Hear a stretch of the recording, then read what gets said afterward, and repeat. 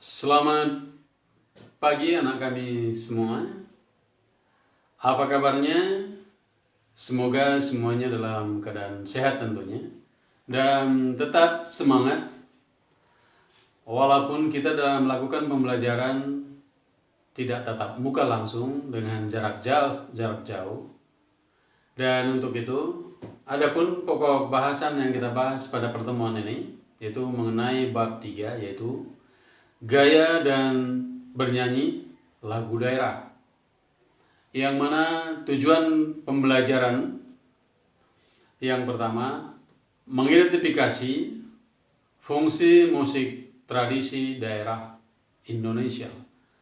Yang kedua, membandingkan fungsi musik tradisi dan masa kini.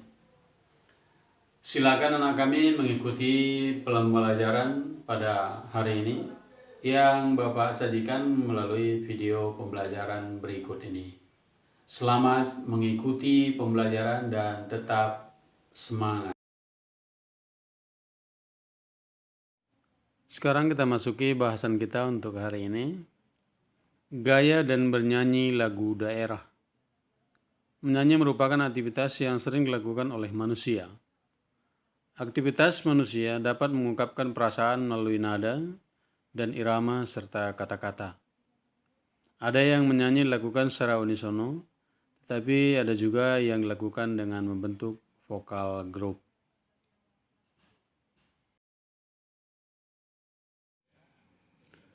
Bagian A, kedudukan dan fungsi musik dalam tradisi masyarakat Indonesia. Penampilan musik daerah di Indonesia sering berkaitan dengan musik tradisi.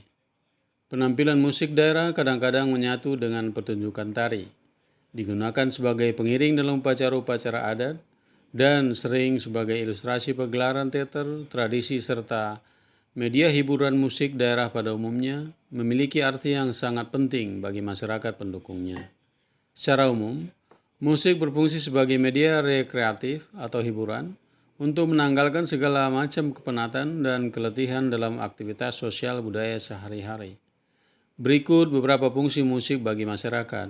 Yang pertama, sebagai sarana upacara adat, musik daerah bukan objek yang otonom atau berdiri sendiri. Musik daerah biasanya merupakan bagian dari kegiatan lain.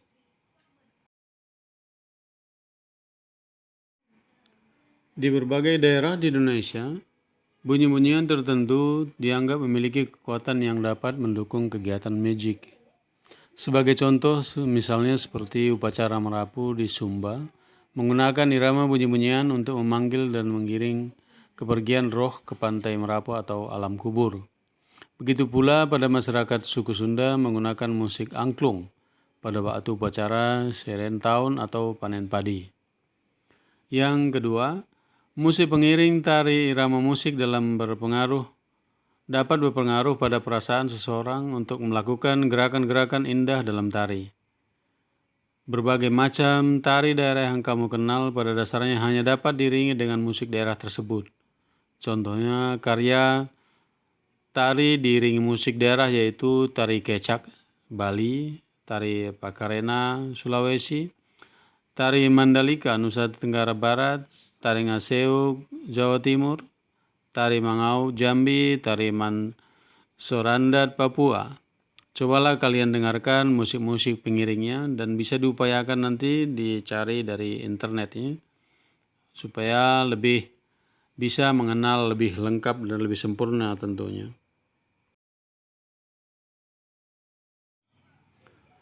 Tiga, media bermain lagu-lagu rakyat yang tumbuh subur di daerah pedesaan banyak digunakan sebagai media bermain anak-anak.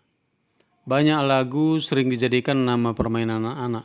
Contohnya seperti lagu Cuplak-Cuplak Sueng dari Jawa Tengah, Ampar-Ampar Pisang dari Kalimantan, Ambilan-Ambilan dari Jawa Barat, Tanduk Majeng dari Madura, dan banyak lagi tentunya yang lain. Yang keempat, media penerangan lagu-lagu dalam iklan layanan masyarakat merupakan contoh fungsi musik sebagai media penerangan. Lagu sebagai media penerangan misalnya berisi tentang pelestarian lingkungan dan adat istiadat. Pada masyarakat modern, lagu sebagai media penerangan bisa berisi tentang pemilu tentunya, itu juga pilkada, keluarga berencana, ibu hamil, penyakit AIDS, dan lain-lain. Selain dalam iklan layanan masyarakat, lagu-lagu yang bernafaskan agama juga menjadi media penerangan, musik qasidah, terbangan, dan zapin dengan syair-syair lagu dari Al-Quran. Bagian B, teknik dan gaya bernyanyi dalam musik tradisi. Di kelas 7 yang lalu kita telah mempelajari teknik vokal. Kamu telah belajar teknik pernapasan perut, teknik pernapasan diafragma, belajar tentang posisi dan sikap badan dalam bernyanyi.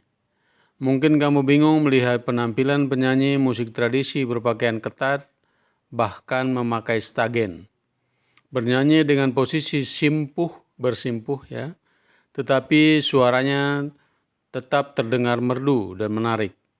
Hal ini sesuai dengan peribahasa bahwa banyak jalan menuju suatu tujuan atau menuju Roma. Artinya banyak cara yang dapat ditempuh untuk mencapai suatu tujuan atau cita-cita. Masyarakat dan suku bangsa asli Papua menari sekaligus bernyanyi dan bermain tifa, yaitu alat musik pukul dengan sumber bunyi membran, alat musik gendang masyarakat Papua dalam kelompok. Stamina mereka tetap terjaga, mereka memakan ulat sagu yang kaya akan protein.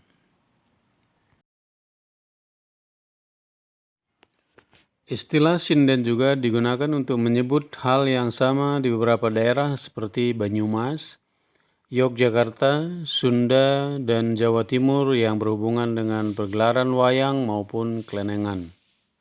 Sinden tidak hanya tampil sendiri dalam pegelaran tetapi juga untuk saat ini bisa mencapai 8 hingga 10 orang bahkan lebih untuk pegelaran yang sifatnya spektakuler. Pada pegelaran wayang zaman dulu, sinden duduk bersimpuh di belakang dalang, tepatnya di belakang pemain gender dan di depan pemain gendang. C. Bernyanyi secara unisono. Bernyanyi unisono adalah bernyanyi satu suara. Banyak masyarakat dari beberapa suku di Indonesia yang hanya terbiasa bernyanyi dalam satu suara, yaitu suara dengan melodi pokoknya saja. Lagu daerah yang ada di setiap provinsi merupakan warisan budaya nenek moyang kita yang terdahulu dulu. Mengenal budaya di setiap daerah tidak harus dengan berkunjung ke daerah tersebut. Banyak yang dapat dipelajari dari sebuah lagu daerah. Kita dapat mengerti bahasa daerah walaupun tidak semahir orang yang tinggal di daerah tersebut. Lagu yang diciptakan setiap daerah sebagai warisan budaya mengandung nilai-nilai yang baik tentunya untuk anak cucu kita di kemudian hari.